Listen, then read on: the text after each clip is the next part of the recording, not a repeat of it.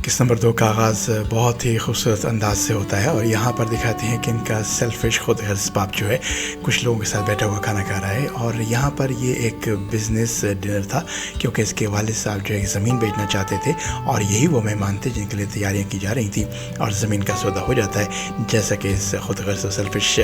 शख्स की शक्ल से लग रहा है कि बिज़नेस डील हो गई है और वो बहुत खुश है। हाज़िर मामूल मेहमानों के आगे से खाना उठाया जाता है और आसमी दिन की माँ जो है खाना उठा के लाती है और अपनी बेटी सैरन और सोना को देती है कि लो बेटा अपनी भूख मिटा लो। बच्चियाँ जो कि सुबह से काम करके बहुत थक चुकी थी, हलकान हो चुकी थी, फ़ौरन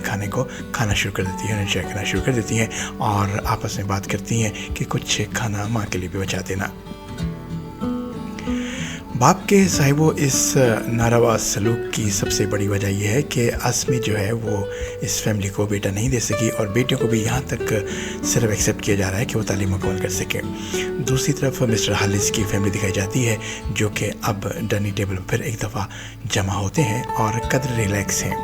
यहाँ पर मिस्टर हालिस का दूसरा बड़ा पोता यानी कि अफरीद का बड़ा भाई ये बताता है कि बाबा औरहान बाबा ने हमारे जो है अपने दादा को बताता है कि औरहान बाबा ने वो केस ख़त्म कर दिया जो लड़की ने स्कैम किया था, क्योंकि पैलन के ज़रिए से वो लड़की जो है अप्रोच कर रही थी और जब उसको डराया धमकाया गया तो थाने में जाकर पुलिस स्टेशन में जाकर उसने साफ साफ सबको चुगल दिया और इस पर दादा जान थोड़े से खुश होते हैं।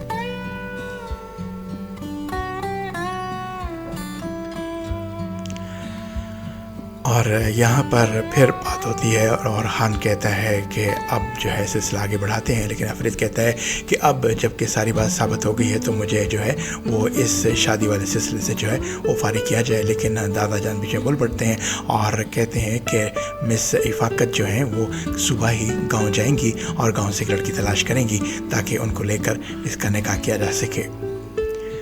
अभी मिस्टर एलिस की बात जारी थी कि गुनगुन बीच में बोल पड़ती हैं, ये गुनगुन सामने हैं और इनके बोलते ही मिस्टर एलिस का मूड ख़राब हो जाता है क्योंकि वो ये कहते हैं कि जी मेरी तो भी बात मुकम्मल नहीं हुई, आप बीच में कैसे बोल सकते हैं।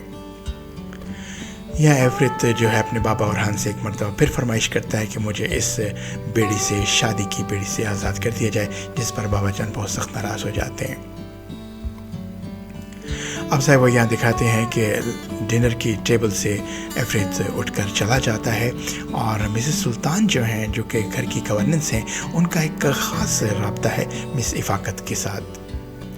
कुछ छुपी ढकी बातें हैं जो कि दोनों ख़वातीन जो हैं आपस में करती हैं और दोस्ती बहुत अच्छी चल रही है। और मिसेस सुल्तान जो हैं वो मिस इफ़ाकत को कॉफ़ी का कप ला कर देती हैं और मिस इफ़ाकत कहती हैं कि क्योंकि सुबह मुझे गाँव के लिए निकलना है तो मेरे लिए सुबह का सूट तैयार कर दे, जाने का सामान तैयार करते। साहब जैसा कि मैंने पहले भी बताया था कि मिस इफ़ाकत की जो पर्सनालिटी है वो एक पुरस्कार सी शख्सियत है और बहुत सी चीज़ें इनके पीछे छुपी हुई हैं और ये मालूम करना कि इनका इस घर में किरदार क्या है थोड़ा सा शैडो वाला है, थोड़ा सा ज़रा सा पुरस्कार है।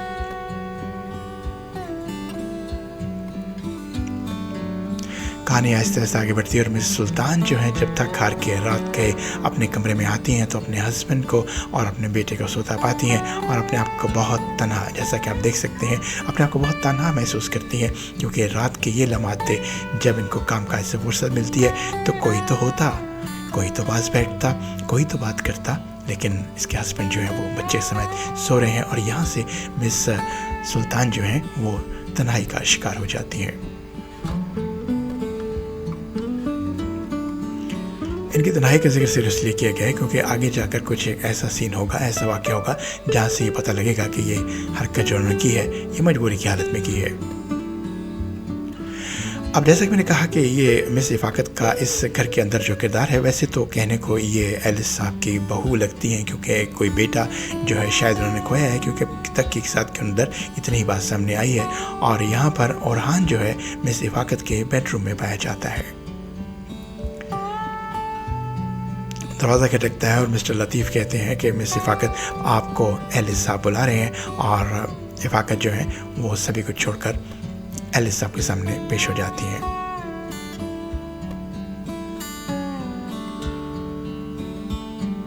सब यहाँ के मनाज़र भी पुरस्कार हैं क्योंकि इनका रब्ता, इनका ताल्लुक़ जो है वो एक سسر اور بہو کا نہیں بلکہ کسی اور چیز کا ہی لگتا ہے، اور اس کی بھی آگے جا کر وضاحت ہو جائے گی. چیزیں آہستہ آہستہ کھل رہی ہیں، مکمل کھل جائیں گی. اب یہاں پر مسٹر ایلس دوبارہ وہی بات پوچھتے ہیں کہ کیا میرے بیٹے افاقت کے لیے تم رشتہ ڈھونڈنے کل صبح نکل رہی ہو؟ تو پر افاقت کہتے ہیں جی بالکل، میں نے کپڑے تیار کر لیے اور میں نکل رہی ہوں. یہاں فواد اور اس کی بیوی جو ہیں ان کا سین ہے، اور اس کی بیوی جو ہے وہ بہت بری طرح رو رہی ہے اور یہ کہہ رہی ہے کہ صاحبہ کیونکہ اس کی بیوی کے جو بچہ دانی ہے اس کے اوپر ٹیومر ہے، کینسر ہے، اور ڈاکٹرز اب یہی کہہ رہے ہیں کہ ہم بچہ دانی جو ہے وہ ریموو کر دیں گے، جس کی وجہ سے یہ تمام عمر ماں نہیں بن سکے گی. اور یہی افسوس کو لے کر ڈوبے جا رہا ہے. لیکن مسٹر فواد جو کہ ایلس کے پوتے ہیں، ایفرت کے بڑے بھائی ہیں اور اورہان کے دوسرے بیٹے ہیں، اپنی بیوی کو تسلی دیتے ہیں کہ سبھی کچھ بہتر ہو جائے گا.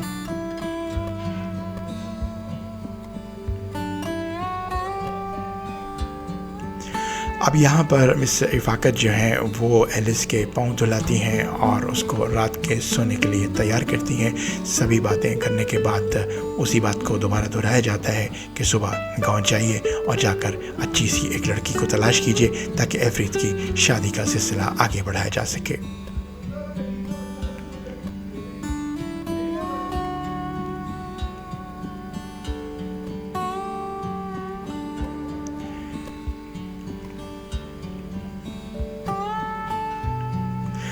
اب صاحب یہاں صبح کا کھانا لگ رہا ہے اور ایک اور صبح فریش جو ہے اسی طرح سے معمول کے حساب سے جو ہے وہ تیار ہو رہی ہے. رات گزر چکی ہے اور ٹیبلز کو اور ہر چیز کو تازہ کیا جا رہا ہے. مرزا سلطان، ڈی جے اور صفیقہ سبھی موجود ہے اور اسی طرح سے ٹیبل سجائی جا رہی ہے جس طرح کہ ہم نے پچھلی قسط میں تمام چیزیں بیان کی تھیں. اور مسٹر لطیف آ کر پھر وہی ساری باتیں کریں گے، دن کے معاملات سمجھائیں گے. اور یہ ہے پوری فیملی جو کہ ٹیبل سجنے کا دوسرے کمرے میں انتظار کر رہی تھی. اور جب ان کو پتہ چلا کہ ٹیبل سج چکی ہے تو یہ تمام کے تمام جو ہیں وہ کھانے کی ٹیبل پر، ناشتے کی ٹیبل پر جمع ہو جاتے ہیں. یہاں پر اوران آتے ساتھ ہی پوچھتا ہے کہ جاؤ ذرا پتہ کرو مس افاقت آج مجھے کھانے کی ٹیبل پر نظر نہیں آ رہی ہیں. اور مس سلطان کو کہتے ہیں کہ جاؤ جا کر پتہ کرو. ابھی مس سلطان جانے والی ہی ہوتی ہیں کہ ان کو مسٹر لطیف بتاتے ہیں کہ وہ رات ہی تیاری کر کے صبح سویرے فلائٹ لے کر گاؤں کی طرف روانہ ہو چکی ہیں.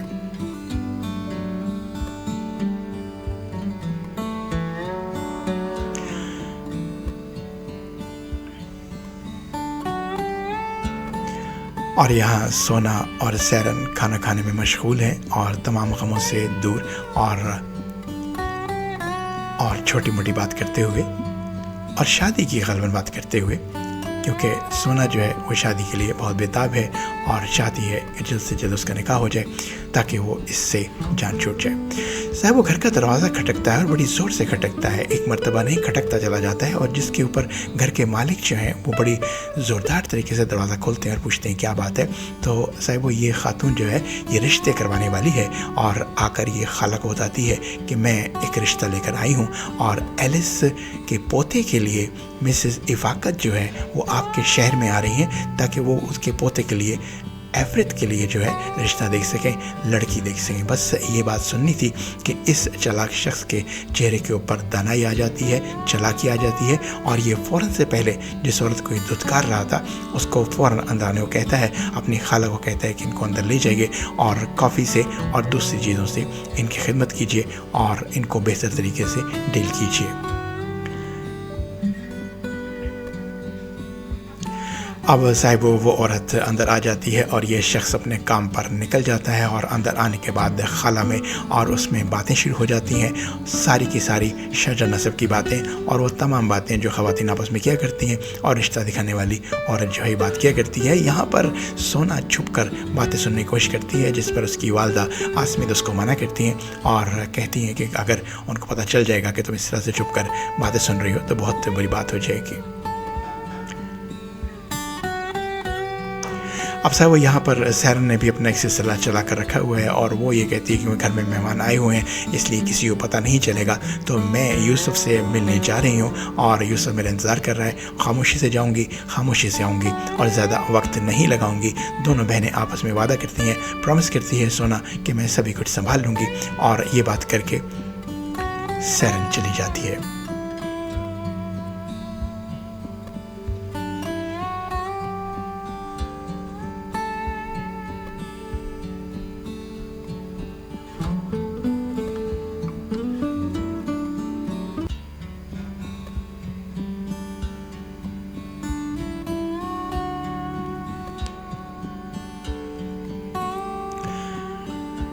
अब साहब यहाँ पर जो एक बात है वो सामने ये आती है कि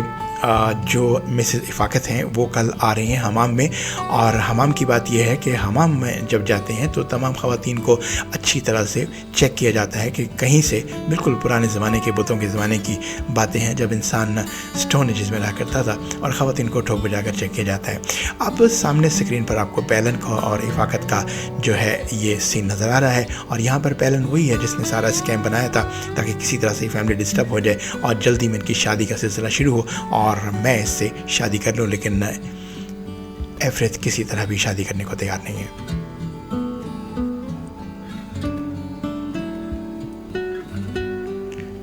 बहस करने पर एफरेत पैलन को झड़क देता है और कहता है कि मेरा दिमाग ख़राब मत करो, मेरी हालत इस तरह की नहीं है कि मैं इस तरह के मामलात पर तुमसे बहस करूँ। ज़ाहिर ख़वातीन हज़रात चारों तरफ से प्रेशर डाला जा रहा है कि तुम शादी करो, वो भी एक ऐसी लड़की से जिसको ना तुम जानते हो ना देखते हो, और वो देहात की लड़की होगी ताकि वो इस फैमिली के साथ, इस घर के साथ और तुम्हारे साथ बस सके। ये साहिब यूसुफ है जो कि सैरन का दोस्त है। सैरन यहाँ पहुँचती है और वाजबी सी बातें करती है और किताब के बारे में पूछती है।